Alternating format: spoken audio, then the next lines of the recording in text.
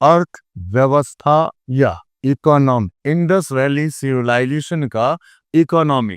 तो यह बात कंफर्म है कि यह जो अर्थव्यवस्था है, इंडस वैली सिविलाइजेशन की अर्थव्यवस्था, वो एक समृद्ध अर्थव्यवस्था है, एक समृद्ध अर्थव्यवस्था है, क्योंकि यह सभ्यता जो है एक डेवलप इकोनॉमी है और यह एक अर्बन सिविलाइजेशन है। इसका तात्पर्य यह है कि इकोनॉमिक सिस्टम के कई डायमेंशंस के प्रमाण इस सभ्यता से मिले हैं, जो हम लोग जानेंगे इन तमाम पक्षों को।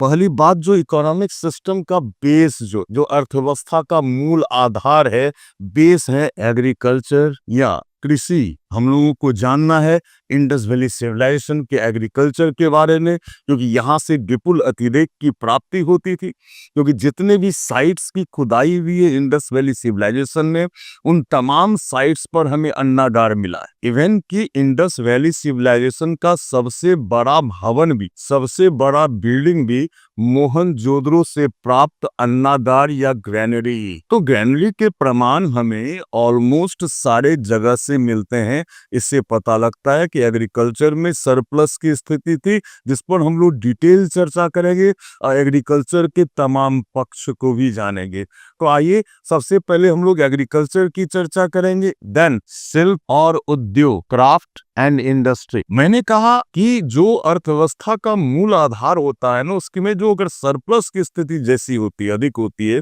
तो वो शिल्प और उद्योग के विकास को भी जन्म देता है। हमें कई तरह के शिल्प के प्रमाण इंडस वैली सिविलाइजेशन से मिलते हैं, कई तरह के उद्योग के प्रमाण हमें इंडस वैली सिविलाइजेशन से मिलते हैं। तो हम लोग जानेंगे इस सिविलाइजेशन के बारे में। नेक्स्ट हम लोग इकोनॉमिक सिस्टम के अन्य डायमेंशन में देखेंगे मेजरमेंट के बारे में, मेजरमेंट एंड वे, माप और तौल के बारे में जानेंगे कि एकीकृत माप और तौल की प्रमाण हमें इंडस वैली सिविलाइजेशन से प्राप्त है ना। यूनिफाइड मेजरमेंट का प्रमाण हमें मिलता है इंडस वैली सिविलाइजेशन से। तो बहुत ही इंटरेस्टिंग बात है जिसके बारे में हम लोग जानेंगे आज। और हम लोग जानेंगे कम्युनिकेशन के बारे में, मतलब ट्रांसपोर्टेशन के बारे में भी जानेंगे। हम लोग जानेंगे कि ट्रांसपोर्ट सिस्टम जो था जल मार्ग में, है ना, नदी मार्ग में एक अलग तरह का ट्रांसपोर्टेशन सिस्टम था। और हमें कई बंदरगाह के प्रमाण भी इंडस वैली सिविलाइजेशन से मिलते हैं। जितने भी इंपॉर्टेंट साइट्स हैं ना, वो एक बंदरगाह भी है ना, जहां से ट्रेड होता है। तो जलीय मार्ग की ट्रेड के लिए बहुत इंपॉर्टेंट है, और अंतर्देशीय व्यापार के लिए भी हम लोग परिवहन के साधन के रूप में सड़क मार्ग पर बैलगाड़ी, जो बलक कार्ट कहते हैं ना, बैलगाड़ी जिसे बैल खींचा जाता है ना, खींचता है उस, तो उसका यूज किया जाता था इंडस वैली सिविलाइजेशन में, जिसके बारे में हम लोग जानेंगे।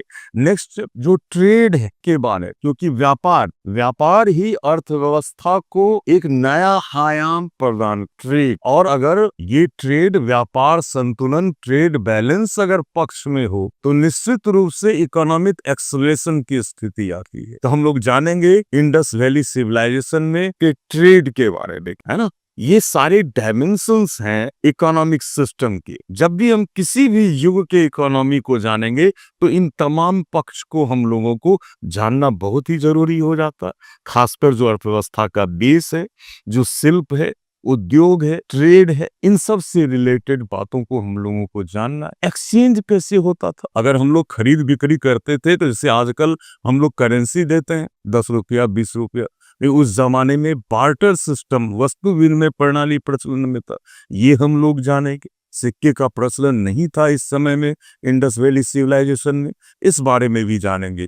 तो ये तमाम पक्ष है। सबसे पहले हम लोग जानेंगे कि इस सभ्यता में कृषि का स्वरूप कैसा था, एग्रीकल्चर का स्वरूप कैसा था। और ये बहुत ही इंटरेस्टिंग है, इसके विभिन्न पक्षों को आज हम लोग जानेंगे। एग्रीकल्चर, तो जैसा कि मैंने बताया कि एग्रीकल्चर जो था ना, वो बिल्कुल डेवलप्ड स्थिति में, पहली बार मतलब विकसित अवस्था में या समृद्ध अवस्था में था एग्रीकल्चर। और कृषि से विपुल अतिरेक की प्राप्ति होती थी, मतलब सरप्लस की प्राप्ति होती थी, है ना। खेती बड़े बड़े भूभाग में किया जाता था, हल बैल की सहायता से।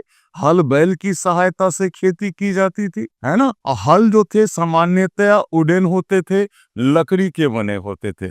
हमें हल रेखा का भी प्रमाण मिला है, हल रेखा या जूता हुआ खेत का प्रमाण मिला है। और ये प्रमाण हमें मिला है कालीबंगा से। हमें कालीबंगा जो राजस्थान के गंगानगर जिले में है, यहाँ से हमें जूता हुआ कल्टीवेटेड लैंड का प्रमाण मिला है। साथ में एक साथ दो दो फसल उगाने का प्रमाण मिला है। एक ही साथ दो दो फसल भी उगाए जाते थे। वहां से हमें कालीबंगा से हमें लंबी दूरी पर सरसों, मतलब 190 सेंटीमीटर की दूरी पर खेत में सरसों उगाया जाता था और 30 सेंटीमीटर की दूरी पर चना उगाया जाता। तो ये इंपॉर्टेंट प्रमाण हमें मिलते हैं इंडस वैली सिविलाइजेशन से। और यह प्रमाण हमें मिला है राजस्थान में कालीबंगा नामक स्थान से, है ना। तो एग्रीकल्चर का जो स्वरूप था, एक तो डेवलप्ड अवस्था में था, विकसित अवस्था में है। इन लोगों को मेटल का भी ज्ञान था। तो नॉर्मली एग्रीकल्चर टूल्स जो होते थे ना, कृषि से संबंधित जो उपकरण होते थे, वो बने होते थे या नहीं तो स्टोन के और ब्रॉन्ज के या स्टोन के बने होते थे, है ना। अगर यह पूछा जाए कि सर्वाधिक एग्रीकल्चर टूल्स किस चीज का बना होता था इंडस वैली सिविलाइजेशन में, तो आपका जवाब होगा स्टोन। सर्वाधिक जो टूल्स होते थे related with agriculture was made of stone, वो पत्थर के बने होते थे। क्लियर है ये एस्पेक्ट। चलिए हम लोग आगे बढ़ते हैं। तो एग्रीकल्चर में जैसा कि मैंने बताया कि विपुल अतिरिक्त मतलब सरप्लस की प्राप्ति होती थी। इसका प्रमाण डिफरेंट साइट से मिला हुआ जो अनाज गोडाउन है, अन्नागार है, ग्रैनरी है, यह इस बात को प्रमाणित करता है कि एग्रीकल्चर से हमें काफी उत्पादन होता था और उत्पादन अधिशेष की, सरप्लस की स्थिति थी, है ना। अगर यह पूछा जाए कि मुख्य खाद्यान्न क्या था, फूड ग्रेन क्या था, फूड ग्रेन की अगर हम बात करें, खाद्यान्न की हम बात करें, या पूछा जाए एग्जामिनेशन में कि इंडस वैली सिविलाइजेशन का मुख्य खाद्यान्न क्या था, तो आपका जवाब होगा गेहूं अर्थात व्हीट और जौ अर्थात बार्ली। गेहूं और जौ जो थे वो मुख्य खाद्यान्न, है ना। और हमें इंडस वैली सिविलाइजेशन में जो गेहूं और जौ के प्रमाण मिले हैं, यहाँ से हमें तीन किस्म के गेहूं और 2 किस्म के जौ के प्रमाण जो है वो हमें मिलते हैं इंडस वैली सिविलाइजेशन में। तो गेहूं के प्रमाण जो है ये है ट्रिटिकम कम्पैक्टम, दूसरा है ट्रिटिकम स्फेरोकोकम और तीसरा है स्फेरोकोकम। तो 3 टाइप का हमें गेहूं का प्रमाण जो है वो इंडस वैली सिविलाइजेशन से मिलता है। Triticum compactum, triticum sphaerococcum and sphaerococcum. और जौ की 2 प्रजातियां मिली है, पहला होर्डियम बलगैर और दूसरा होर्डियम स्फेरोकोकम। इस तरह से आप लोगों ने जाना कि 3 प्रकार के 3 किस्म के गेहूं के प्रमाण, Triticum compactum, triticum sphaerococcum and स्फेरोकोकम, 3 प्रजाति, 3 किस्म मिला है। और जौ का 2 किस्म मिला है, होर्डियम बलगैर और होर्डियम स्फेरोकोकम। अब हम लोग जानेंगे ये जो साइकिल था, फसल चक्र था। नॉर्मली फसल जो है वो नवंबर महीने में बोया जाता था और अप्रैल महीने में इसे काट लिया जाता था। तो बुनाई कब होती थी? नवंबर महीने में होती थी और फसल की कटाई जो होती थी वो अप्रैल महीने में होती थी। और मुख्य खाद्यान्न गेहूं और जौ था। हालांकि हमें चावल राइस का खेती का भी प्रमाण हमें मिलता है। और चावल जो है खासकर राजस्थान और गुजरात से, राजस्थान प्लस गुजरात से हमें चावल के खेती का प्रमाण हमें मिलता है। धान की भूसियां मिली हैं। इसके अलावे तिल, बाजरा, दलहन, सरसों, केला, नींबू, तरबूजा, ब्रासिका जूली, कपास की खेती का प्रमाण हमें इंडस वैली सिविलाइजेशन से मिलता है। और आपको यह भी जानना है कि संपूर्ण विश्व को कपास की खेती से परिचय कराने का श्रेय भी जाता है इंडस वैली सिविलाइजेशन के लोगों को। अर्थात संपूर्ण विश्व में सबसे पहले इंडस वैली सिविलाइजेशन के लोगों ने कपास की खेती प्रारंभ की थी। तो ये फसल है और हमें ईख का प्रमाण नहीं मिलता है। ईख उपजाने का, गन्ने के उपजाने का या गन्ने के फसल का प्रमाण हमें इंडस वैली सिविलाइजेशन से नहीं मिलता है। आपने यह भी जाना कि यहाँ एक साथ दो दो फसल भी उगाए जाते थे। जुते हुए खेत का प्रमाण हमें कालीबंगा से प्राप्त होता है। एक साथ दो दो फसल उगाए जाते थे, यह भी प्रमाण हमें प्राप्त हुआ है। इस प्रकार हम लोगों ने इंडस वैली सिविलाइजेशन के इकोनॉमी का जो बेस है, जो आधार है एग्रीकल्चर, उसके बारे में हम लोगों ने जाना। और कई तरह के फसल जो ये लोग उगाते थे, और कुछ फसल जैसे ईख, गन्ना इत्यादि का उत्पादन इंडस वैली सिविलाइजेशन के लोग नहीं करते थे। और कपास की खेती संपूर्ण विश्व में सबसे पहले इंडस वैली सिविलाइजेशन के लोगों ने प्रारंभ किया। अब हम लोग इकोनॉमिक सिस्टम के दूसरे डायमेंशंस की ओर चलें, और दूसरा डायमेंशन है पशुपालन। इंडस वैली सिविलाइजेशन के लोग, जो कि अर्थव्यवस्था का मूल आधार एग्रीकल्चर है, और जो लोग एग्रीकल्चर में संलग्न रहते हैं वो पशुपालन करते ही हैं। और हमें कई प्रमाण मिलते हैं पशुपालन के इंडस वैली सिविलाइजेशन से, और इंडस वैली सिविलाइजेशन के मृदभांडों पर, उनके मुहरों पर हमें प्रमाण मिले हैं कई जानवरों के, पालतू जानवरों के भी। साथ में हड्डियां हमें प्राप्त हुई हैं। तो पशुपालन भी एक महत्वपूर्ण पेशा था इंडस वैली सिविलाइजेशन में। अगर यह पूछा जाए कि सबसे महत्वपूर्ण जानवर कौन था, सबसे महत्वपूर्ण जानवर जो था वो था हम्प बैक्ड बुल, मतलब कुबर वाला सांड। अगर यह प्रश्न पूछा जाएगा स्टूडेंट्स कि इंडस वैली सिविलाइजेशन में सबसे महत्वपूर्ण पशु कौन था, तो आपका जवाब होगा कुबर वाला सांड। इसके अलावे हमें हाथी मतलब एलिफेंट का भी प्रमाण मिला है। गुजरात से, राजस्थान से ये पालतू जानवर था। खरगोश का प्रमाण मिला है। रैबिट, गाय, काऊ का प्रमाण, बैल, बकरी, गधा, खच्चर, ऊंट, घोड़ा, ये सब महत्वपूर्ण पालतू जानवर थे इंडस वैली सिविलाइजेशन में। खासकर जो कुबर वाला सांड था वो सबसे महत्वपूर्ण पशु था। जैसा कि मैंने बताया, यह प्रमाण हमें जो फॉसिल्स मिला है, हड्डियां मिली। इसके अलावे मृदभांडों पर चित्र मिलते हैं, मुहरों पर चित्र मिलते हैं। मैंने पिछले वीडियो में बताया था कि स्टाम्प सील का प्रयोग करते थे, और सील में चित्र उकेरे होते थे, जिससे हमें पता लगता है इस समय के लोग कौन कौन से जानवर पालते थे। और सबसे महत्वपूर्ण जो जानवर है वो कुबर वाला सांड है।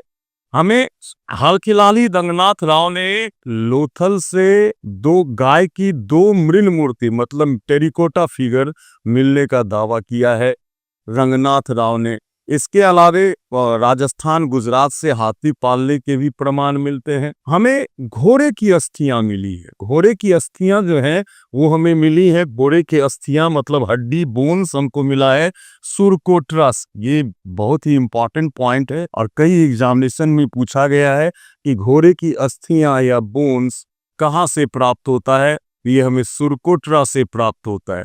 अगर सवाल यह पूछेगा कि घोड़े का जबड़ा कहाँ से मिला है, तो ये जबड़ा जो है वो सिंध में राणा गुंडई से मिला है। राणा गुंडई से मिला है ना। इसके अलावे हमें घोड़े का टेरिकोटा फिगर भी मिला है, मतलब मिट्टी की मूर्ति भी मिली है।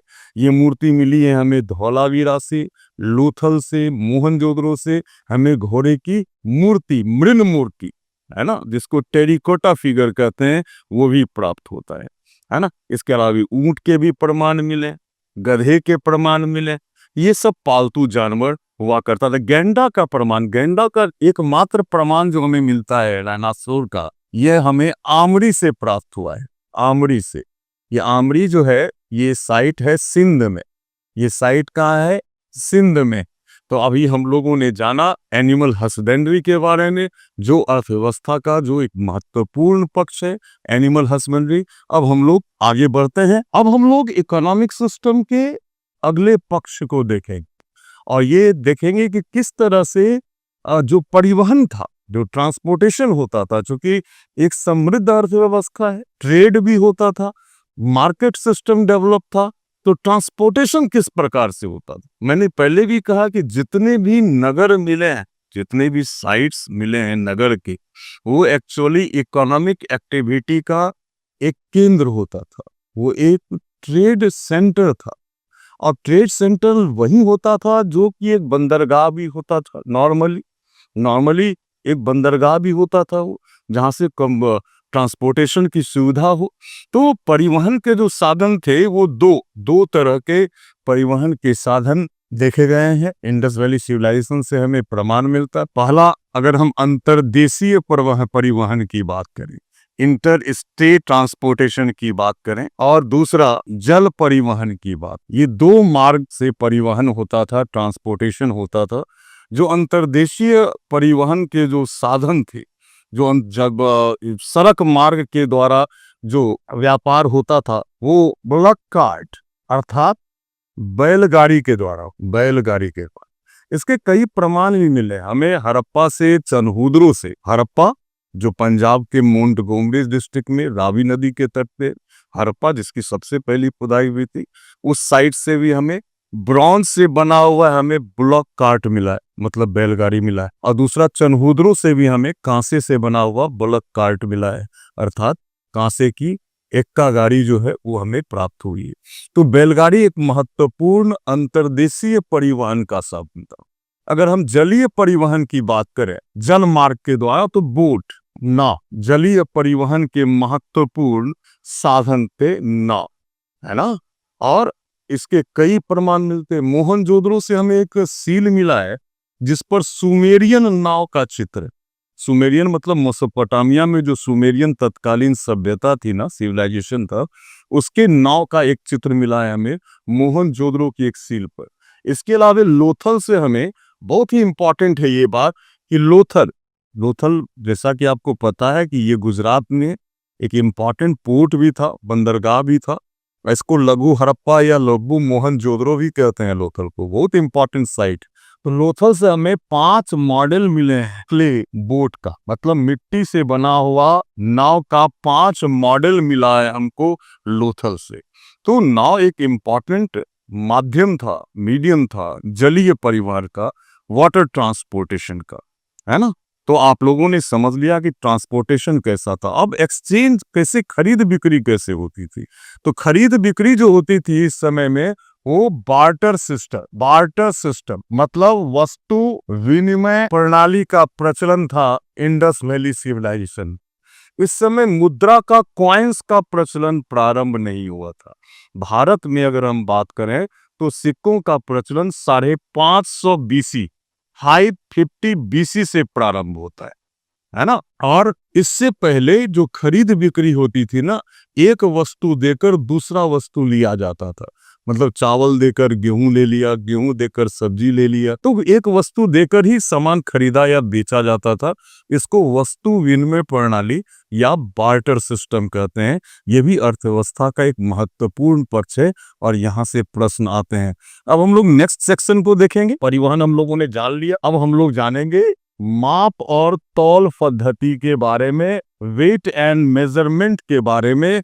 और मैंने बताया कि यह जो अर्थव्यवस्था थी एक समृद्ध अर्थव्यवस्था थी, एक प्रोग्रेसिव सोच के वाले लोग थे इंडस वैली सिविलाइजेशन में। निश्चित रूप से माप तौल पद्धति भी बहुत ही विकसित, है ना। ये लोग माप तौल से परिचित थे और यूनिफाइड सिस्टम था, मतलब कि एकीकृत माप तौल की पद्धति हमें इंडस वैली सिविलाइजेशन से प्राप्त होता है। जो 1 फुट होता था ना इस समय में, 1 फुट 35.5 सेंटीमीटर के बराबर 1 फुट होता था। और 1 क्यूबिट जो होता था, 1 क्यूबिट वो 52.5 सेंटीमीटर के बराबर होता था। यहाँ जो गणना होती थी ना इंडस वैली सिविलाइजेशन में, वो 2 तरह से, निचले स्तर पर अगर हम कहें तो बाइनरी सिस्टम प्रचलन में था। निचले स्तर पर जो गणना होती थी वो बाइनरी सिस्टम से, जिसको हिंदी में द्विभाजन प्रणाली कहते हैं, द्विभाजन प्रणाली। और ऊपरी स्तर पर जो गणना होती थी वो डेसिमल सिस्टम से होती थी, जिसको हम लोग दशमलव प्रणाली कहते हैं। और ये जो गणना होती थी ना, वो 16 और उसके मल्टीपल में होती थी, 16 और उसके गुणकों में होती थी। जैसे कि 25 पैसे को 4 आना, 50 पैसे को 8 आना, 1 रुपये को 12 आना, तो ये 16 के मल्टीपल इसी को कहते हैं। तो गणना हमेशा 16 के मल्टीपल में, 16 के गुणकों में गणना की जाती थी। हमें हमें मोहनजोदड़ो से हमें स्केल मिला है, एक स्केल मिला है जो आइवोरी का, मतलब हाथी दांत का बना हुआ स्केल था। इसके अलावा हमको मोहनजोदड़ो और लोथल से हमें तराजू के प्रमाण भी मिलते हैं। सीप का बना हुआ बटखरा जो है वो हमें मोहनजोदड़ो से प्राप्त हुआ है ना। तो ये लोग जो थे ना, इंडस वैली सिविलाइजेशन के लोग, वो माप तौल से परिचित थे और पूरे सिंधु सभ्यता में एकीकृत माप तौल पद्धति थी, जो कि बहुत ही महत्वपूर्ण बात है, ये आप लोगों को जानना चाहिए। आइए अब हम लोग नेक्स्ट सेक्शन की ओर पर है, धातु का ज्ञान। अब इंडस वैली सिविलाइजेशन के लोगों को भाई 5 धातुओं का ज्ञान था, मतलब 5 धातु वो लोग प्रयोग में लाते थे।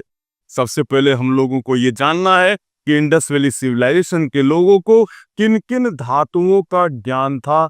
तो पहला तांबा, कॉपर, दूसरा टिन, तीसरा सोना गोल्ड, पांचवा चांदी सिल्वर, छठा सीसा लेड। तो इंडस वैली सिविलाइजेशन को 5 धातुओं का ज्ञान था, तांबा, टिन, सोना, चांदी और सीसा। लोहे से परिचित नहीं थे। भारत में लोहे का जो प्रयोग है वो 1000 ईसा पूर्व से होना शुरू हुआ, अर्थात लेटर वैदिक पीरियड में होना शुरू हुआ। और ये लोग धातु कला से, इंडस वैली सिविलाइजेशन के लोग धातु कला से परिचित थे। और इन्होंने ही पहली बार एक मिश्र धातु बनाया। तांबा और टिन को मिलाकर इन लोगों ने ब्रॉन्ज बनाया, वो भी पहली बार ब्रॉन्ज बनाया, कांसा बनाया। इसे कांसा हिंदी में कहते हैं। इसीलिए इंडस वैली सिविलाइजेशन को ब्रॉन्ज एज भी कहा जाता है। इसीलिए इंडस वैली सिविलाइजेशन को ब्रॉन्ज एज या कांस्य युग भी कहा जाता है ना। और बहुत ही डेवलप्ड अवस्था में इन लोगों का जो धातु का ज्ञान था, बहुत ही वैज्ञानिक दृष्टिकोण के साथ धातु से कई चीज, बर्तन बनाए जाते थे, धातुओं से मुहर भी बनाए जाते थे, है ना। धातुओं का प्रयोग बहुतायत होता था कृषि उपकरण में भी। अगर ये पूछा जाए कि सबसे अधिक किस धातु का प्रयोग होता था इंडस वैली सिविलाइजेशन में, तो आपका जवाब होगा तांबा का। सबसे अधिक जो है वो तांबे का प्रयोग होता था इंडस वैली सिविलाइजेशन, है ना। अब हम लोग ये तो जान गए धातु ज्ञान के बारे में। अब हम लोग जानेंगे शिल्प और उद्योग के बारे में। शिल्प और उद्योग, कई तरह के शिल्प के प्रमाण, कई तरह के इंडस्ट्रीज के प्रमाण हमें इंडस वैली सिविलाइजेशन से प्राप्त होते हैं। कई तरह के शिल्प और उद्योग के प्रमाण हमें इंडस वैली सिविलाइजेशन से प्राप्त होते हैं। जब भी इकोनॉमिक सिस्टम का बेस बहुत मजबूत होना, उसमें एक्सेलेरेशन की स्थिति हो, विपुल अतिरेक की, यूज सरप्लस की प्राप्ति हो, तो इकोनॉमिक सिस्टम के अन्य डायमेंशन भी डेवलप होते चले जाते हैं। ऑब्वियस है कि इंडस वैली सिविलाइजेशन में कई तरह के इंडस्ट्रीज थे, जिसकी चर्चा हम लोग करेंगे। पहले इंडस्ट्रीज की चर्चा करते हैं। तो पहला ब्रिक इंडस्ट्री, ईंट उद्योग। लगभग जितने भी साइट्स हैं ना इंडस वैली सिविलाइजेशन के, उसके जो स्ट्रक्चर्स बने, साथ में जो पूरे नगर को घेरा जाता था दीवार से, वो पक्की ईंट के दीवार से घेरा जाता। तो ईंट भट्ठा का प्रमाण हमें ऑलमोस्ट लगभग सारे इंडस वैली सिविलाइजेशन से हमें ईंट भट्ठे का प्रमाण प्राप्त होता है। पक्की ईंट बनाए जाते थे, स्ट्रक्चर्स में पक्की ईंट का प्रयोग होता था, है ना। तो ये एक इंपॉर्टेंट इंडस्ट्री थी ईंट उद्योग, ठीक है। और मैंने बताया था शुरू में ही, जब हम लोग सिटी प्लानिंग के बारे में पढ़ रहे थे, कि ये जो ईंट का आकार होता था वो 4:2:1 के रेशियो में होता था। दूसरे इंडस्ट्री की बात करें तो क्ले पॉट, मिट्टी का बर्तन, जिसको हिंदी में मृदभांड कहते हैं, मृदभांड। और मिट्टी के बर्तन बहुतायत बनाए जाते थे और बर्तनों का प्रयोग होता था। कई प्रमाण मिले हैं मिट्टी के बर्तनों पर चित्र भी उकेरा जाता था। जैसे लोथल से एक मिट्टी का बर्तन प्राप्त हुआ है जिससे चालाक लोमड़ी का प्रमाण मिलता है। हम लोग बचपन में इस कहानी को पढ़ चुके हैं, चालाक लोमड़ी की कहानी को। यह प्रमाण हमें मिला है। ईंट उद्योग से भी हमें एक प्रमाण मिला है, बिल्ली का पीछा करते हुए कुत्ते का प्रमाण। ये प्रमाण हमें चनहुदरों से मिला है। जब ईंट कच्ची होगी तो आगे आगे बिल्ली दौड़ रही होगी और पीछे पीछे कुत्ता होगा, तो दोनों के पैर के निशान हमें ईंट पर मिलते हैं। तो यह प्रश्न भी पूछा जा सकता है कि बिल्ली का पीछा करते हुए कुत्ते का प्रमाण हमें कहां से प्राप्त हुआ है। तो ये प्रमाण हमें ईंट पर मिला है और यह प्रमाण हमें मिला है चनहुदरों से, जो सिंध का एक इंपॉर्टेंट साइट है। क्लियर है? ये सब फैक्ट्स है और इंडस वैली सिविलाइजेशन का फैक्ट्स है जो आप लोगों को जानना चाहिए। क्लियर है? और क्ले पॉटरी, मृदभांड कलाली एक इंपॉर्टेंट इंडस्ट्री था। और ये अगर पूछा जाए कि इस युग में कैसे मृदभांड का प्रयोग होता था, तो रेड पॉटरी का प्रयोग हो, लाल मृदभांड का प्रयोग इंडस वैली सिविलाइजेशन के लोग। इसके अलावे क्लोथ इंडस्ट्री, वस्त्र उद्योग एक इंपॉर्टेंट उद्योग। और इंडस वैली सिविलाइजेशन के जो लोग थे वो सूती वस्त्र और ऊनी वस्त्र दोनों पहनते थे और सबसे अधिक सूती वस्त्र का प्रयोग करते थे। संपूर्ण विश्व में कपास की खेती भी सबसे पहले इंडस वैली सिविलाइजेशन के लोगों ने प्रारंभ की। और कपड़े पर कढ़ाई का काम हमें मोहनजोदड़ो से, लोथल से सूती कपड़े का प्रमाण मिला है। मोहनजोदड़ो से हमें कपड़े पर कढ़ाई करने का भी प्रमाण मिलता है। इससे पता लगता है डाइंग मशीन हमें मिला है, मतलब रंगाई कुंड जिसमें डाई किया जाता है कपड़े को, यह हमें लोथल से मिला, जहां कपड़े को डाई करने का प्रमाण। तो इस तरह के प्रमाण हमें इंडस वैली सिविलाइजेशन से मिलते हैं, जो जिससे यह बात पता लगता है कि क्लोथ इंडस्ट्री एक इंपॉर्टेंट इंडस्ट्री था। और एम्ब्रॉयडरी वगैरह का काम भी बताता है कि बहुत ही विकसित अवस्था में था क्लोथ इंडस्ट्री। अब हम लोग नेक्स्ट इंडस्ट्री की अगर बात करें तो सेल इंडस्ट्री, जिसको हम लोग सीप उद्योग भी कह सकते हैं। सीप उद्योग, सीप एक इंपॉर्टेंट इंडस्ट्री था और खासकर सीप उद्योग का जो प्रमाण है ये हमें मिला है लोथल से, चनहुदरों से, लोथल से भी मिला है। और जो सीप निर्यात का, एक्सपोर्ट का जो केंद्र था वो था बालाकोट। बालाकोट एंड डाबरकोट, लोथल, ये सब सीप इंडस्ट्री के लिए फेमस जगह थे, है ना। सीप से कई सामानें बनती थी, चूड़ियां बनती थी, बर्तनें बनती थी, सजावट का सामान, लग्जरियस गुड्स भी बनता था। तो सेल इंडस्ट्री एक इंपॉर्टेंट इंडस्ट्री था इंडस वैली सिविलाइजेशन का। अब हम लोग नेक्स्ट इंडस्ट्री के बारे में जानेंगे, आभूषण होती, ऑर्नामेंट्स इंडस्ट्री। आभूषण बहुत ही परिष्कृत, बहुत ही ऐसे डिजाइन के आभूषण हमें मिले हैं हड़प्पा से, मोहनजोदड़ो से, डिफरेंट साइड से, कान में पहनने वाला, गले में पहनने वाला, कमर में पहनने वाला, है ना, जो बाला होता है वो, है ना, नाक में पहनने वाला, ये काफी हमें आभूषण के प्रमाण मिले हैं। उसकी डिजाइन इतनी खूबसूरत थी कि आज भी उसकी प्रशंसा होती है। तो आभूषण उद्योग एक इंपॉर्टेंट उद्योग था, है ना, इंडस वैली सिविलाइजेशन में। अब हम लोग जानेंगे आभूषण उद्योग से ही रिलेटेड है बीड इंडस्ट्री, जिसको हिंदी में मनका उद्योग कर। ये भी बहुत ही इंपॉर्टेंट इंडस्ट्री थी। मनका कहते थे कि कोई भी मेटल है या मिट्टी है या कीमती पत्थर है, उसमें घोड़े का बाल लगा के उस पर लेप लगाया जाता था, देन उसे आग पर पकाया जाता था और जब पकाने के दौरान वो बाल जल जाता था फिर उसमें सुराख हो जाती थी और छोटे छोटे मोती के दाने, ऐसे दाने निकलते थे, उसमें धागा पिरोकर आभूषण वगैरह बनाए जाते थे, जिसको मनका कहा। और मनका उद्योग का प्रमाण हमें मिला है लोथल से, लोथल जो गुजरात में है, और चनहुदरों से जो कि सिंध में है। तो बीड इंडस्ट्री, मनका उद्योग एक इंपॉर्टेंट उद्योग था। इसके अलावा आइवोरी इंडस्ट्री, आइवोरी मतलब हाथी दांत उद्योग। हाथी दांत से कई सामान बनाए गए, हाथी दांत से कई सामान बनाए जाते थे, चूड़ियां बनता था, गहने बनते थे, सजावट के सामान बनते थे। ये बहुत ही डेवलप्ड इंडस्ट्री था इंडस वैली सिविलाइजेशन।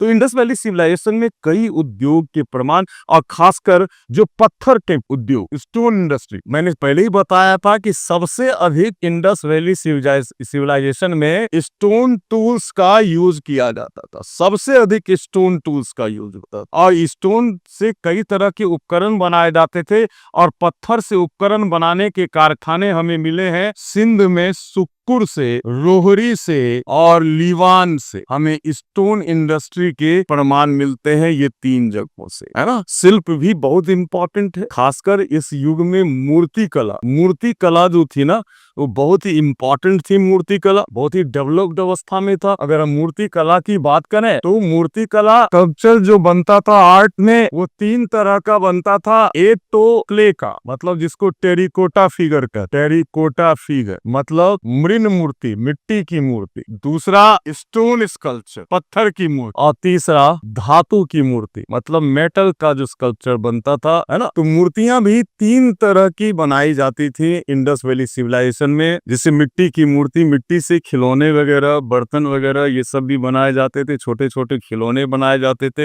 ये सांचे में बनाए जाते थे, हाथ से बनाए जाते थे मिट्टी के खिलौने। हाँ, अगर ये कहा जाए आप लोगों से कि सबसे अधिक मिट्टी की जो मूर्ति मिली है वो भी कुबर वाले सांड की मिली, कुबर वाला सांड। स्टोन स्कल्पचर जो मिला है ना वो खंडित अवस्था में टूटा फूटा मिला है ना। हड़प्पा से हमें मिला है रेड सैंड स्टोन की मूर्ति मिली है हड़प्पा से, जिसमें ह्यूमन एनाटॉमी के बारे में, मानव शरीर के अंदर का जो अंग है उसके बारे में, शारीरिक विज्ञान के बारे में हमें पता लगता है। तो प्रस्तर मूर्ति कला में थोड़ा सा पिछड़े हुए थे इंडस वैली सिविलाइजेशन के लोग, है ना। धातु मूर्ति कला काफी विकसित थी। ये धातु की जो मूर्ति, मैंने बताया कि 5 धातुओं का ज्ञान था, सोना, चांदी, तांबा, टिन और सीसा का ज्ञान इंडस वैली सिविलाइजेशन के लोगों को था। ये लोग धातुओं को गलाने का जो कला है उससे भी परिचित, है ना। और हमें जो सबसे प्रसिद्ध है वो है डांसर, नर्तकी की मूर्ति मिली है, कांसे की बनी। ये नर्तकी की जो मूर्ति है वो कांसे से बनी हुई थी है, और ये मिला है हमको 2 जगह से, मोहनजोदड़ो से और चनहुदरो से। हमें नग्न नर्तकी की मूर्ति मिली है जो कांसे की बनी हुई थी। इसमें जो मोहनजोदड़ो से प्राप्त नर्तकी की मूर्ति है ना वो विश्व प्रसिद्ध है, वर्ल्ड फेमस है ना। ये मूर्ति कांसे की बनी हुई थी और इम्प्रूडेंट पोस्चर में थी, थोड़ी कामुक मुद्रा में थी, और इस बॉडी पर कोई वस्त्र नहीं है, सिर्फ और सिर्फ गहना है ना। इसलिए कुछ इतिहासकार इन मूर्तियों को देखकर यह अनुमान लगाया कि इंडस वैली सिविलाइजेशन में देवदासी प्रथा होगी, जबकि इस बात को अभी तक मान्यता नहीं दी गई, है ना। तो ये जो 2 मूर्तियां हैं वो बहुत ही इंपॉर्टेंट हैं। अब हम लोग जानेंगे कि ये जो धातु की मूर्तियां होती थी ना वो सांचे में बनाई जाती थी और 2 प्रोसेस होते थे इसके। जो धातु मूर्ति कला है उसके 2 प्रोसेस हैं। पहला भ्रष्ट मोम विधि, लॉस्ट वैक्स टेक्निक, और दूसरी विधि है मोम सांचा विधि। पहला भ्रष्ट मोम विधि और दूसरा मोम सांचा विधि, वैक्स मोल्डिंग टेक्निक। ये काफी एग्जामिनेशन में यह प्रश्न पूछा गया है कि धातु से मूर्तियां बनाने की कौन सी टेक्निक प्रचलन में थी। ये था भ्रष्ट मोम विधि जिसको लॉस्ट वैक्स टेक्निक कहते हैं, दूसरा है मोम सांचा विधि जिसे वैक्स मोल्डिंग टेक्निक कहते हैं। इन 2 विधियों से जो थी धातु को गलाया जाता था और उसकी मूर्तियां बनाई जाती थी। तो अब आप लोग परिचित हो गए शिल्प से भी, इंडस्ट्रीज से भी। अब हम लोग नॉट लीस्ट हम लोग जानेंगे ट्रेड एंड कॉमर्स के बारे में। सिंधु घाटी सभ्यता के अर्थव्यवस्था का एक महत्वपूर्ण पक्ष इसके ट्रेड एंड कॉमर्स का भी है, वाणिज्य और व्यापार का। यह एक समृद्ध अर्थव्यवस्था थी, एक नगरीय अर्थव्यवस्था थी, है ना। तो इसमें बहुत ही महत्वपूर्ण योगदान ट्रेड एंड कॉमर्स का है, जिसने अर्थव्यवस्था को त्वरित किया, एक्सेलरेट किया।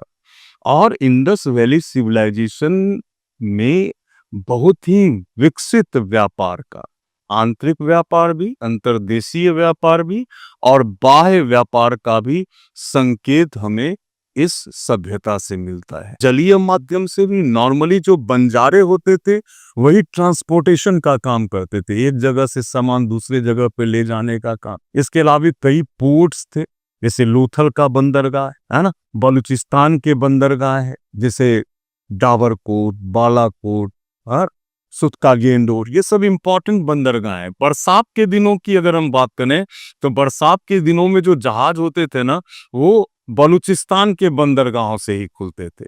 तो पोर्ट्स का भी एक इम्पॉर्टेंट योगदान है वाणिज्य और व्यापार में, ठीक है।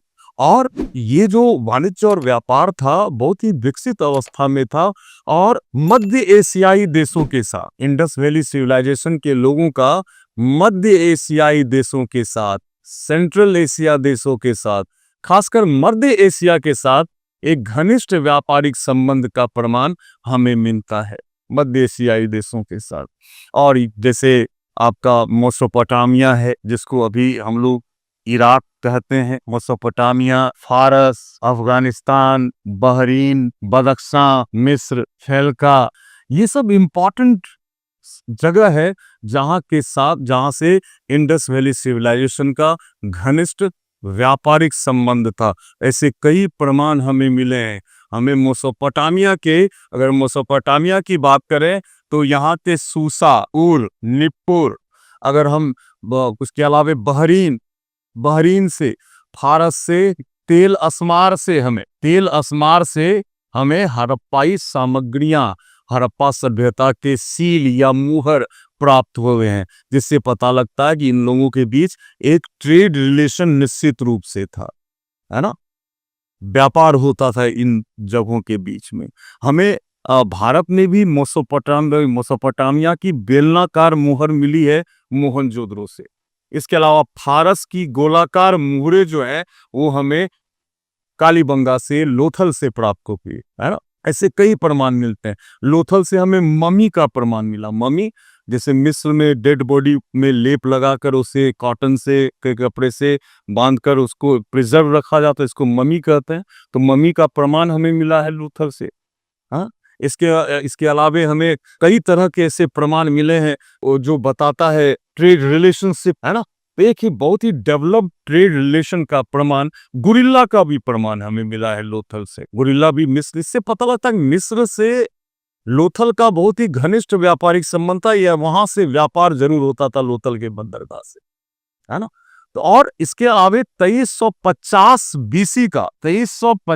बीसी का एक अभिलेख हमें मिला है, एक स्क्रिप्ट हमें मिला है, स्टोन स्क्रिप्ट, ये हमें मिला है मेसोपोटामिया से, जो अक्कार राजा का है, जिसको सरगौन अभिलेख कहते हैं। इस अभिलेख का नाम है सरगौन अभिलेख, जो 2350 बीसी का है। और इस अभिलेख में लिखा है कि दिलमन, माकन और मेलुहा के जहाज उनके यहाँ लंगर डालते। तो दिलमन की तुलना की गई है बहरीन से, माकन की तुलना की गई है मकरान से, और मेलुहा की तुलना सिंधु सभ्यता से की गई है। तो सिंधु सभ्यता के एक और नाम आप लोग जाने क्या? Meluha. Meluha Indus Valley civilization को ही कहा जाता था। और इस अभिलेख से भी पता लगता है कि मध्य एशियाई देशों के साथ भारत का, मतलब इंडस वैली सिविलाइजेशन के लोगों का बहुत ही घनिष्ठ संबंध था। और सबसे अधिक जो ट्रेड होता था वो विलासिता संबंधित वस्तुओं का होता था, लग्जीरियस गुड्स का। विलासिता संबंधित वस्तुओं का सबसे अधिक व्यापार होता था, लग्जीरियस गुड्स का व्यापार होता था। यहाँ से मसाले जाते थे, वस्त्र जाते थे, अनाज जाता था, सोना जाता था, आभूषण जाते थे, है ना, उसका निर्यात किया जाता था, कई चीज आयात भी किए जाते थे, है ना। इसके प्रमाण हमें मिले, है ना। तो जितने भी साइट्स हैं इंडस वैली सिविलाइजेशन में जो इंपॉर्टेंट, जैसे मोहनजोदड़ो है, मेसोपोटामिया के साथ घनिष्ठ व्यापारिक संबंध था, वहीं से व्यापार होता था मेसोपोटामिया के साथ। लोथल से मिस्र के साथ भी घनिष्ठ व्यापारिक संबंध का संकेत मिलता है। इससे जितने भी पोर्ट हैं वो बहुत इंपॉर्टेंट है, जितने भी बंदरगाह हैं, ठीक है। तो और सबसे अधिक अगर पूछेगा प्रश्न कि सबसे अधिक व्यापार किन वस्तु का होता था, तो विलासिता संबंधित वस्तु का, लग्जीरियस गुड्स का होता था। और व्यापार संतुलन जो था, ट्रेड बैलेंस, वो हड़प्पा वासियों के पक्ष में था।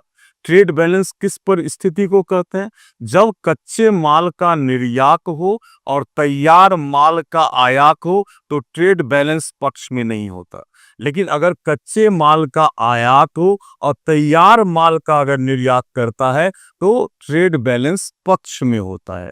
तो सिंधु घाटी सभ्यता में ट्रेड बैलेंस हड़प्पा वासियों के पक्ष में था। अब हम लोग देखेंगे कि हड़प्पा वासी जो थे वो आयात जो करते थे कच्चे माल का, रॉ मटेरियल्स का, वो कहाँ से करते थे। जैसे कॉपर की अगर हम बात करें तो कॉपर, तांबा जो है वो खासकर राजस्थान के खेतरी के खान से और बलूचिस्तान से तांबे का आयात किया जाता था। चांदी कहा जाए तो ईरान और अफगानिस्तान से चांदी का आयात किया जाता था। गोल्ड का आयात जो था भारत में कोलार के खान से और ईरान से गोल्ड का आयात किया जाता था। सीसा का आयात अफगानिस्तान और ईरान से किया जाता था। फिरोजा ईरान से किया जाता था, अफगानिस्तान से किया जाता था।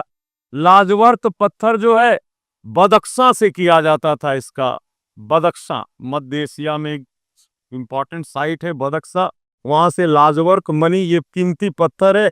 और सीप का लूथल, बालाकोट, कश्मीर, इन जगहों से सीप का आयात करते। नॉर्मली रॉ मटेरियल्स का आयात किया जाता था और तैयार माल का निर्यात इंडस वैली सिविलाइजेशन के लोग करते थे। सबसे अधिक विलासिता संबंधित वस्तुओं का निर्यात होता था। तो आप देखिए अर्थव्यवस्था के विभिन्न पक्ष से एक एक्सेलरेशन की स्थिति, अर्थव्यवस्था के त्वरण की स्थिति दिखती है इंडस वैली सिविलाइजेशन में। इसलिए तो ये एक समृद्ध अर्थव्यवस्था थी, एक नगरीय सभ्यता थी। जैसा कि हमने आपको बताया कि इंडस वैली सिविलाइजेशन का जो रिलीजन था, रिलीजन या धर्म, इसमें काफी विविधताएं थी। मतलब यहां पे हम देखते हैं कि मातृदेवी की पूजा, मातृदेवी, पुरुष देवता, पशु, पक्षी, शुभ चिन्ह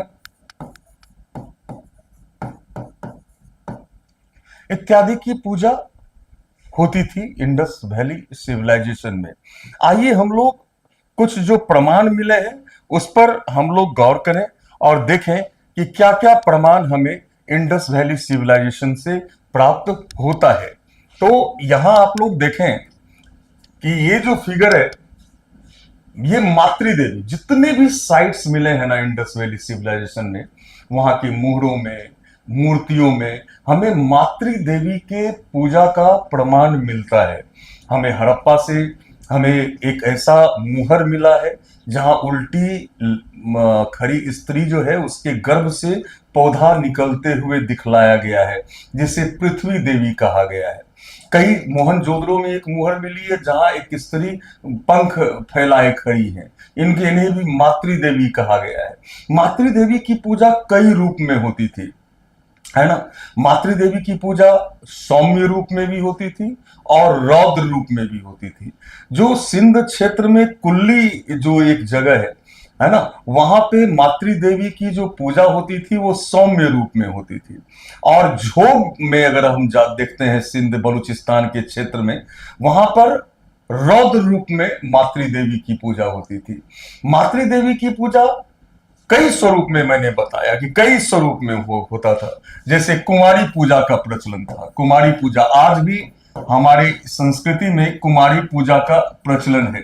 इसे हम इंडस वैली सिविलाइजेशन से जोड़कर देख सकते हैं। संतान प्राप्ति के लिए गर्भवती स्त्री की, प्रेग्नेंट वुमेन की भी पूजा की जाती थी, है ना। गर्भवती स्त्री की पूजा संतान प्राप्ति के लिए की जाती थी। ऐसे कई प्रमाण हमें इंडस वैली सिविलाइजेशन से प्राप्त होते हैं। जैसा कि आपने सामाजिक स्वरूप में देखा कि यह जो समाज था वो मातृसत्तात्मक समाज था। इससे पता चलता है कि स्त्रियों की महत्ता इंडस वैली सिविलाइजेशन में थी। इस तरह धर्म में भी स्त्री देवी काफी महत्वपूर्ण हुआ करता था और हमें कई प्रमाण मातृ देवी की पूजा का इंडस वैली सिविलाइजेशन से, सिंधु घाटी सभ्यता से हमें प्राप्त होता है ना। पुरुष देवता की भी पूजा होती थी। पुरुष देवता की अगर हम बात करें, ये तो मातृ देवी का है। ये देखिए, ये मुहर मोहनजोदड़ो से मिला है, मोहनजोदड़ो से। मोहनजोदड़ो, जैसा कि आपको पता है कि यह सबसे बड़ा साइट है इंडस वैली सिविलाइजेशन का। और 1921 में हड़प्पा की खुदाई हुई थी और 1922 में मोहनजोदड़ो की खुदाई हुई थी, जो सिंध क्षेत्र के, जो आधुनिक पाकिस्तान में है, लड़काना डिस्ट्रिक्ट में, और सिंधु नदी के किनारे यह साइट अवस्थित है। और पूरे इंडस वैली सिविलाइजेशन में सबसे महत्वपूर्ण साइट और सबसे बड़ा साइट मोहनजोदड़ो है। और यहाँ से हमें एक मुहर प्राप्त हुआ है, जिस मुहर पर एक योगी का चित्र है जिसके 3 मुख हैं। देखिए, ये 3 मुख है, ये योगी का चित्र है, 3 मुख है और 2 सींग भी है, 2 सींग भी है। और कई जानवर भी, जैसे अगर हम देखें इनके राइट साइड में यहां बाघ है, राइट साइड में बाघ है। और ये देखिए, ये हाथी। और अगर हम बाएं साइड कहें, ये शिव के बाएं साइड में गैंडा है और भैंसा। और नीचे देखिए 2 हिरन, यहां 2 हिरन भी मौजूद है।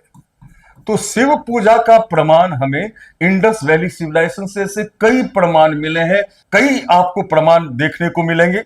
देखिए, एक तो यहां पे आपने देखा और यहां भी देखिए, ये देखिए पशुपति शिव का प्रमाण आपको यहां भी मिलेगा। यहां देखिए, यहां बहुत स्पष्ट रूप में पशुपति शिव का प्रमाण हमें मिलता है। और मार्शल महोदय ने इसकी पहचान पशुपति शिव के रूप में की है। मार्शल महोदय ने इसकी पहचान पशुपति शिव के रूप में की है। जैसा कि मैंने बताया, इसके दाईं ओर जो है वो बाघ और हाथी बने हुए हैं, और दाईं और बाईं ओर जो है वो भैंसा और गैंडा है, और नीचे 2 हिरन बैठे हुए हैं। अगर हम शिव पूजा की बात करें, जिसका प्रमाण हमें मिला है, तो शिव पूजा किरात रूप में अर्थात शिकारी के रूप में, नटराज रूप में होती थी, योगी के रूप में होती थी, है ना। शिव की पूजा कई स्वरूपों में होती थी, है ना। तो शिव पूजा का प्राचीनतम प्रमाण भी अगर हम कहें तो हमें भारत में शिव पूजा का प्राचीनतम प्रमाण इंडस वैली सिविलाइजेशन से प्राप्त होता है।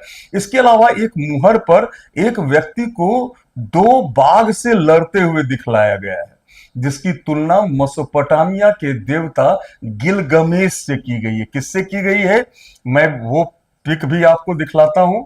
ये पिक देखिए आप, ये व्यक्ति जिसे गिलगमेश कहा गया है, गिलगमेश, इसका प्रमाण भी हमें मिलता है। गिलगमेश का प्रमाण हमें मोहनजोदड़ो से मिलता है। मैंने कहा था जितने भी साइट है ना इंडस वैली सिविलाइजेशन के, वो एक ट्रेड सेंटर था। और मोहनजोदड़ो से खासकर मेसोपोटामिया के साथ बहुत ही इंटेंट ट्रेड रिलेशन था, बहुत ही घनिष्ठ व्यापारिक संबंध था। और ये इस बात से प्रमाणित होता है, यहां एक मुहर मिली है जिस पर गिलगमेश का चित्र है, जिसे 2 बाघों के साथ लड़ते हुए दिखलाया गया है। इसके अलावा मैंने कहा था मातृदेवी, ये सब मातृदेवी है, मातृदेवी, है ना। मातृदेवी के पूजा का कई प्रमाण हमें मिलता है। शिव का प्रमाण मिला है, ये भी मातृदेवी है, ये शिव है ना। इसके अलावा हम देखेंगे कि इंडस वैली सिविलाइजेशन में आपने देखा कि स्त्री देवी की पूजा होती थी, पुरुष देवता की पूजा होती थी। इसके अलावा लिंग पूजा का, प्रजनन अंगों की पूजा भी इंडस वैली सिविलाइजेशन से, इसका हमें प्रमाण प्राप्त हुआ है। कई चक्र और लिंग की आकृति हमें इंडस वैली सिविलाइजेशन से प्राप्त हुई है। अगर आपसे यह प्रश्न पूछा जाए कि लिंग पूजा का प्राचीनतम प्रमाण भारत में कब से मिलता है या किस सभ्यता से मिलता है, तो आपका जवाब होगा इंडस वैली सिविलाइजेशन। बहुत सारे लिंग के प्रमाण हमें मिले हैं, लिंग पूजा के प्रमाण मिले हैं, चक्र की आकृति मिली है। इससे पता लगता है कि प्रजनन अंगों की ये लोग पूजा करते थे। अगर हम बात करें पशुओं की, यहां देखें आप, अगर हम पशु की बात करें तो कुबर वाला सांड, बुल जिसको कहते हैं आप, कुबर वाला सांड की पूजा का प्रचलन इंडस वैली सिविलाइजेशन में देखा गया है। आज भी ये ट्रेंड है, है ना। कुंवर वाले सांड की पूजा का ट्रेंड आज भी हम देखते हैं, कई प्रांतों में हमें दिखाई पड़ता है। तो ये कंटिन्यूटी है, निरंतरता के तत्व तो आज भी विद्यमान है। तो पशु पूजा का प्रचलन भी इंडस वैली सिविलाइजेशन में था। जल पूजा के रूप में, जल पूजा के रूप में घड़ियाल की पूजा होती थी, जल पूजा के रूप में घड़ियाल की पूजा की जाती थी इंडस वैली सिविलाइजेशन में।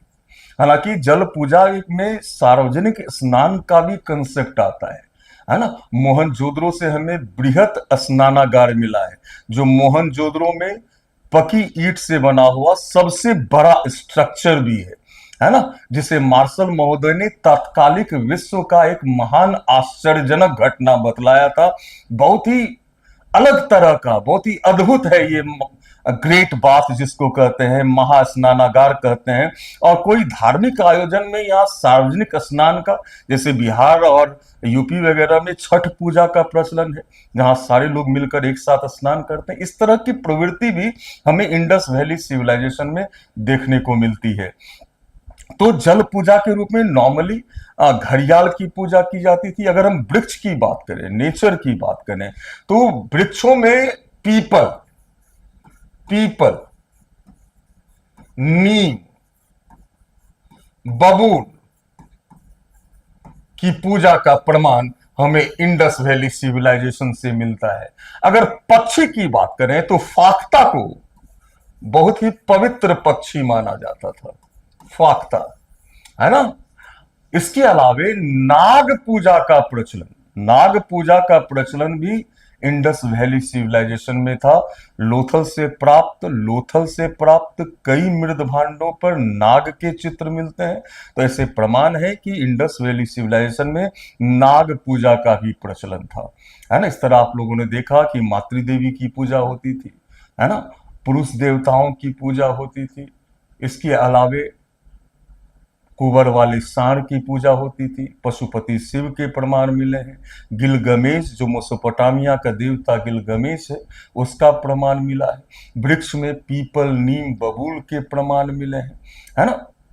नाग पूजा का प्रमाण मिला है। पक्षी में फाख्ता बहुत ही इंपॉर्टेंट था, इसके प्रमाण हमें इंडस वैली सिविलाइजेशन से प्राप्त होते हैं। इसके अलावे जो इंडस वैली सिविलाइजेशन के लोग थे, वो भूत प्रेत, जादू टोना में भी विश्वास करते थे, है ना। और विभिन्न साइट से हमें ताबीज के प्रमाण मिले हैं, जो इस बात को प्रमाणित करता है। प्रेतवाद में विश्वास करते थे इंडस वैली सिविलाइजेशन के लोग। स्वास्तिक चिन्ह की, शुभ चिन्हों की पूजा करते थे। स्वास्तिक चिन्ह के प्रमाण मिलते हैं इंडस वैली सिविलाइजेशन से, है ना। तो शुभ चिन्हों की पूजा का भी प्रचलन था। पशुओं का, पक्षियों की पूजा का प्रचलन था। तो कई विविधताएं देखने को हमें मिलती है। सूर्य पूजा का प्रचलन था, है ना, प्रकृति में सूर्य की भी पूजा की जाती थी, ठीक है।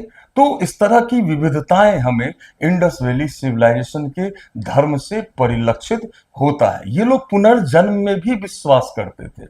इंडस वैली सिविलाइजेशन के लोग पुनर्जन्म में भी विश्वास करते थे। इस तरह से कई विविधताएं हमें इंडस वैली सिविलाइजेशन के धर्म में देखने को मिलता है। तो इस तरह आज हम लोगों ने इंडस वैली देखिए, ये शिवलिंग है, शिवलिंग, शिवलिंग की भी पूजा का प्रमाण मैंने बताया था कि इंडस वैली सिविलाइजेशन में से हमें सबसे प्राचीनतम प्रमाण अगर मिलता है लिंग पूजा का, शिवलिंग की पूजा का, तो वो इंडस वैली सिविलाइजेशन से मिलता है।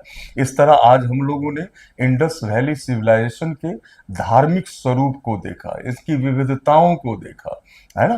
तो यहाँ से काफी प्रश्न पूछे जाते हैं। तो मुझे विश्वास है कि आप लोगों को आज का वीडियो बहुत पसंद आया होगा। और अब हम लोग इस अंतिम कड़ी में सिंधु घाटी सभ्यता के पतन और निरंतरता के तत्व के विषय में हम लोग बात करेंगे, है ना। यह एक फैक्चुअल बेस्ड सेक्शन है और यहाँ से काफी फैक्ट्स होते हैं जो डिफरेंट एग्जामिनेशंस में पूछे जाते हैं। और जिस तरह से मैंने आप लोगों को बताया है, अगर आप लोग अच्छे ढंग से सारे वीडियोस को, इंडस वैली सिविलाइजेशन के हर एक पार्ट को अगर आप लोग देखेंगे तो निश्चित रूप से आप लोग लाभान्वित होंगे। अगर आपको यह वीडियो पसंद आया है तो इस चैनल को सब्सक्राइब करें, बेल बटन को दबाएं, ताकि जब भी हम नया वीडियो बनाएं तो आप लोग तक पहुंच सके। दूसरी बात कि अब जनरल स्टडीज सेक्शन में हम लोग Indian polity, Indian economy, general science section को, ज्योग्राफी सेक्शंस के से रिलेटेड वीडियोस भी लेकर आ रहे हैं, है ना। और आप लोग जानते हैं कि जीएस मतलब कि how much you are conscious this is examine by general studies, आपकी सजगता का मूल्यांकन है। और जितनी भी प्रतियोगिता परीक्षाएं होती है ना, उसमें अब जीएस काफी महत्वपूर्ण हो गया है, इसका इंपॉर्टेंस लगातार बढ़ता जा रहा है। इसलिए बी कॉन्शियस, क्योंकि आप लोग कंपिटिटर हैं और लाखों की भीड़ में आपको छट कर निकलना है, सफलता प्राप्त करनी है। और सफलता का तो कोई मूल मंत्र होता नहीं, आपकी मेहनत, आपका लगन और सही स्ट्रैटेजी के साथ अगर आप मेहनत करते हैं तो निश्चित रूप से सफलता को आप प्राप्त करते हैं। तो आज का वीडियो हम यहीं समाप्त करते हैं। अब अगले वीडियो में हम लोग इंडस वैली सिविलाइजेशन के पतन को देखेंगे। तब तक के लिए धन्यवाद।